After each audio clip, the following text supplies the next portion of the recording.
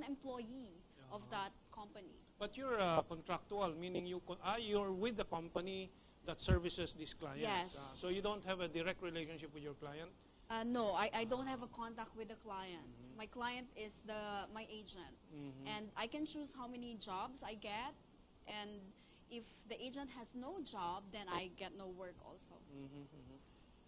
Is this something one can say is comparable to a BPO? You are a business process outsourced operation. Yes, Outsourced that's to right, you, Captain outsourced to Tom, the yes. Philippines. But a one-man BPO.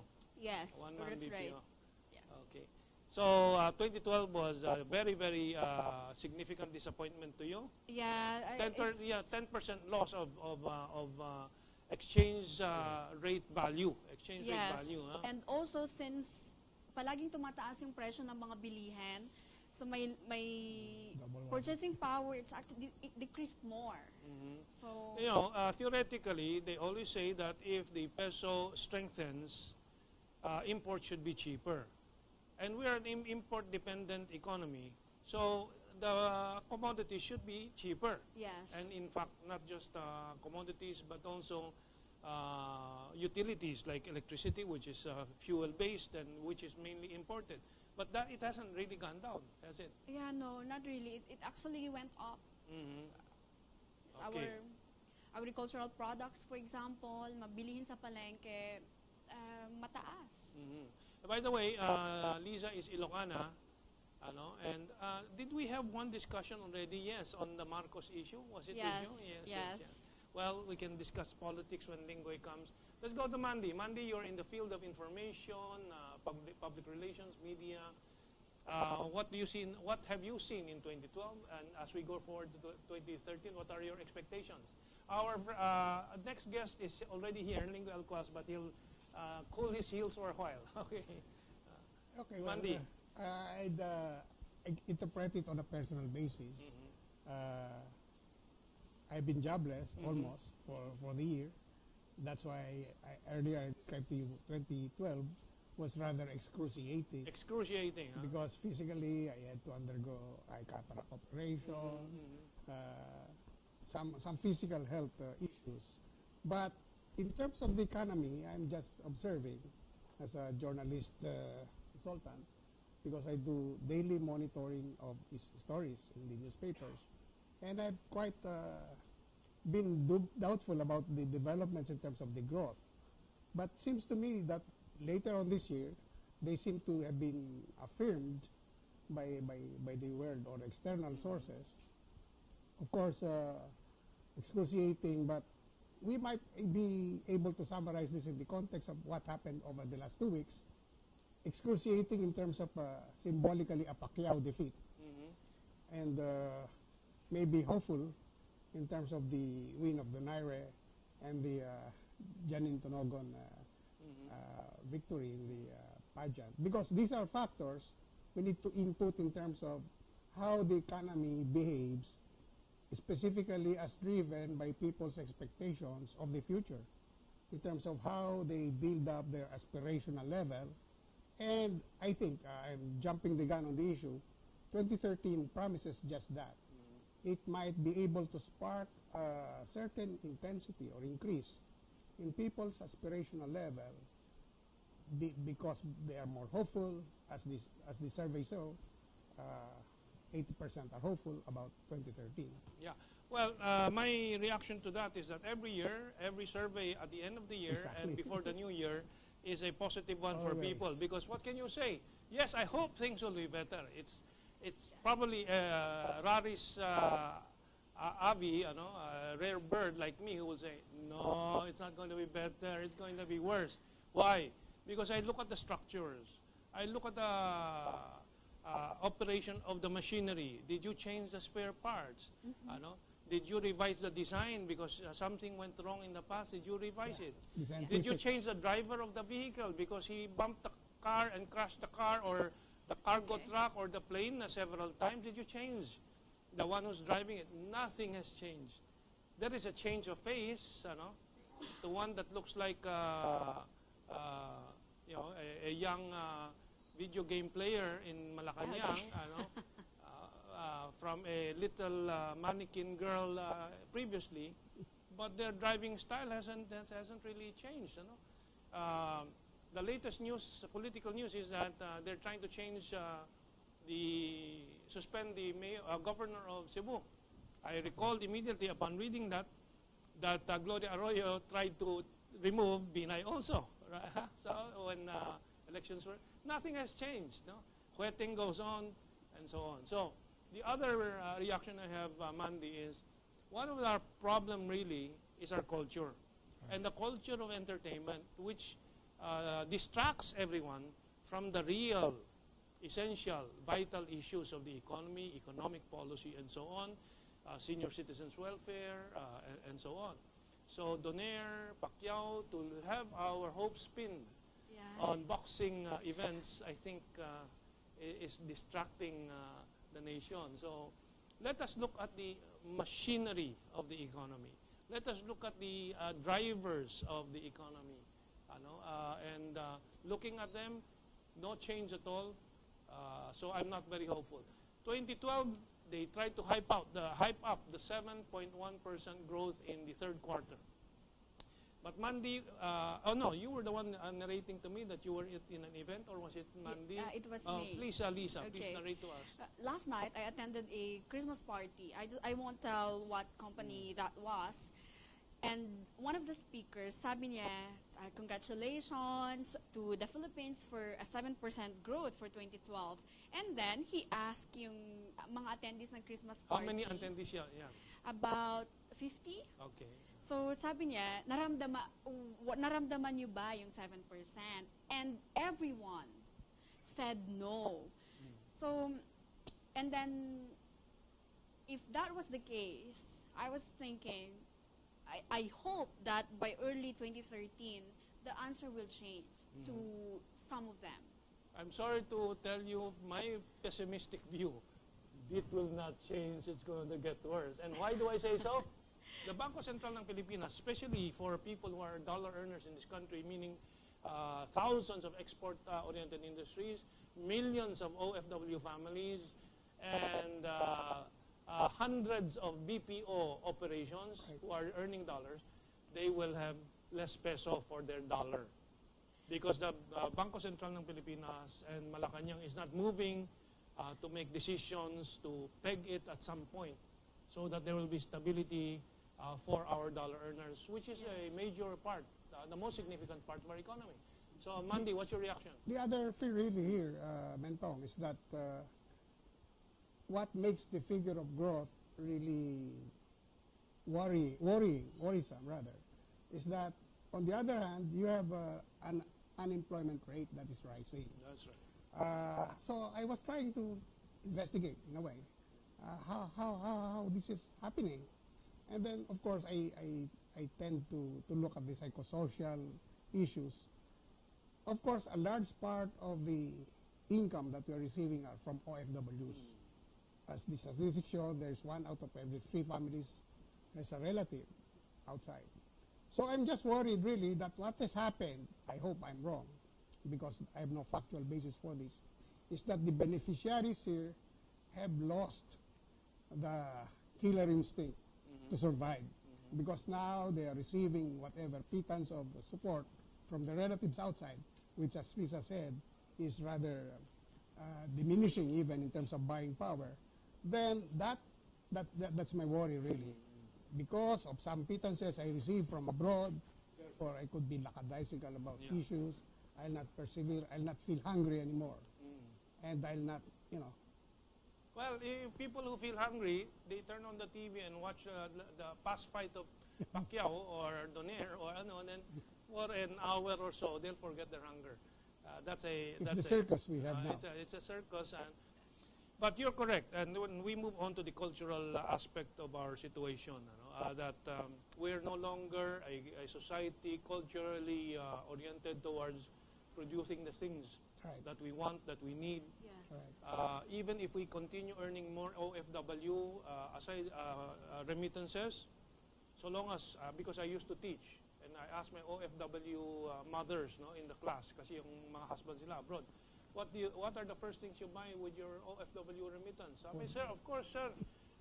Para kay baby lahat muna. Yung kailangan ni baby. Anong kailangan? Gatas. Where does the gatas come from? New Zealand or Australia? Ano next? Sir, of course, kay baby pa rin. Diaper. Diapers. Where does the diaper come from? Taiwan. Indonesia or Thailand? We are designed not to produce anything except our OFW. My point exactly about us being so kampante, akala natin laging may biyayang darating sa lamesa, therefore, pareho lang. Kakain ka't kakain. Ang problema dito, yung biyaya na inaasahan natin, pahirap ng pahirap because the economies of Europe and the US, which are the traditional markets, and the Middle East, where we are expecting a major regional conflict to ensue in 2013. We can look at that when our political analyst joins us in the second half. I see no silver lining in the clouds. Please help me. I want to have some hope. What do you see? What's the hope? For 2013, well, not only for me but for everyone else, is to have a better life or higher standard of living. Oh, that's a hope. Yes. What concrete thing do you see shining through?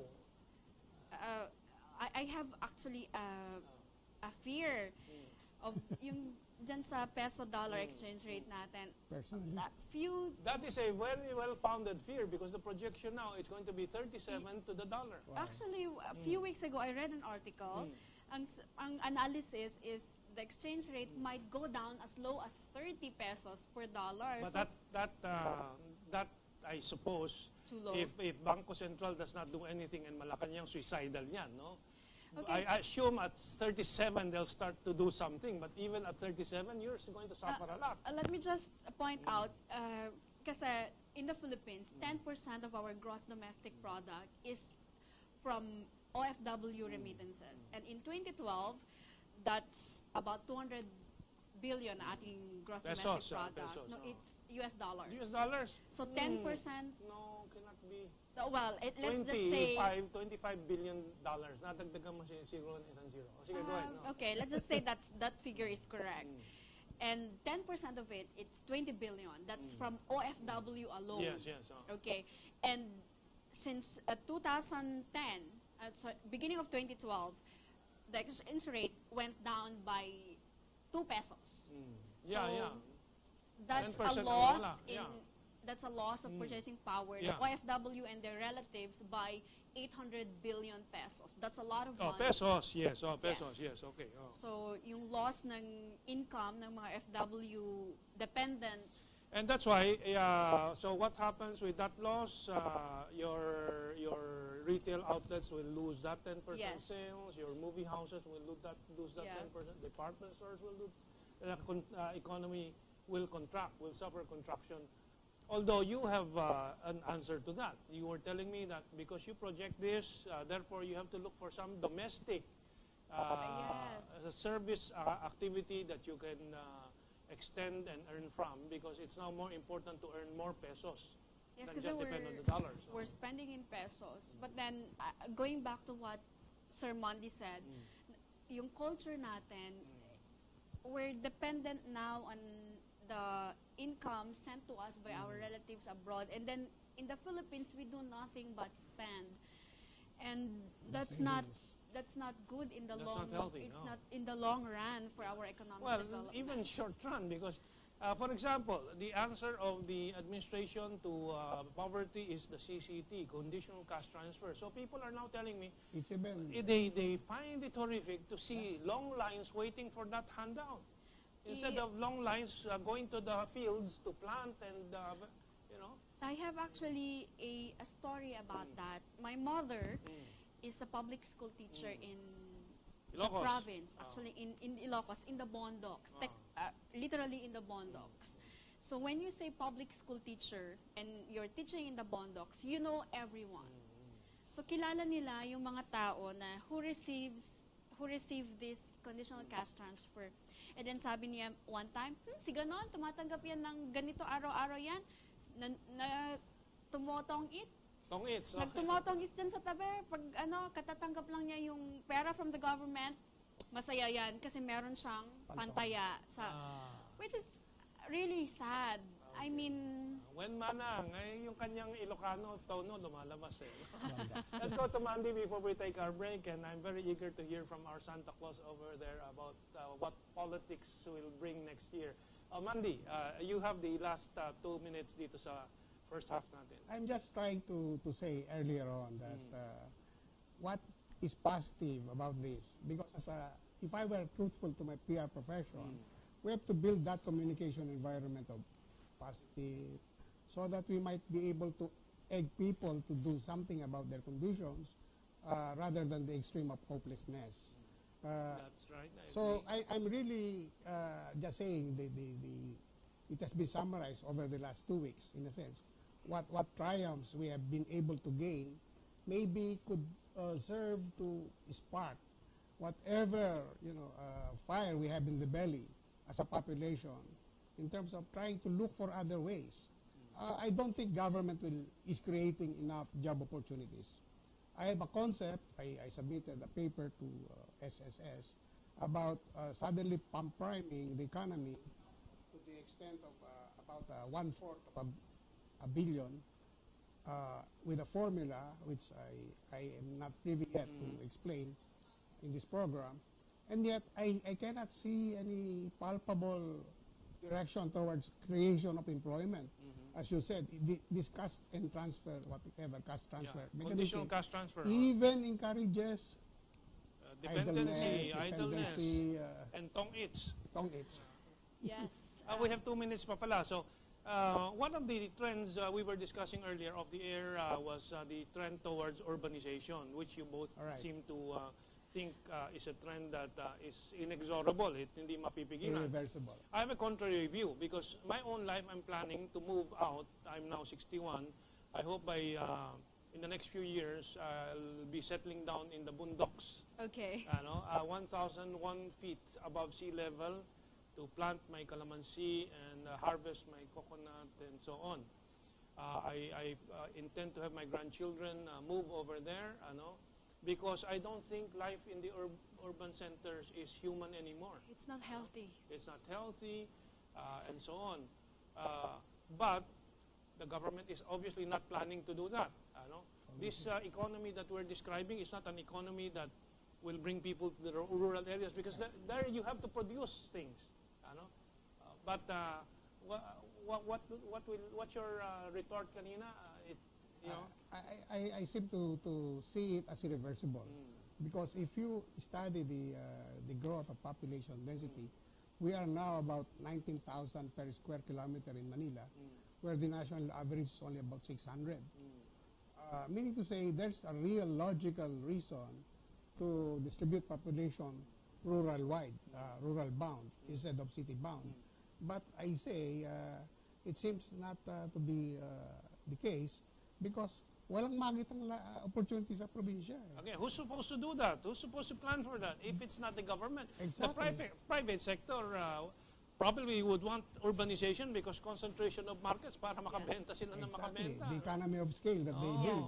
Ikaw, Liza, from your perspective in that generation, what's happening? I don't know if we have enough time before the break, but your short reaction. Actually, I would want to move out of the city also, but the infrastructure that I need to be able to continue what I'm doing, working through the internet, it's not in Ilocos. Yeah, but it's just a matter of putting the fiber optic lines up there, di ba? Or satellite service. That's what I need. So you have to elect me in the next election. All right. Unfortunately, I'm not running. Oh, that's too bad. So we're going to take our break. Okay.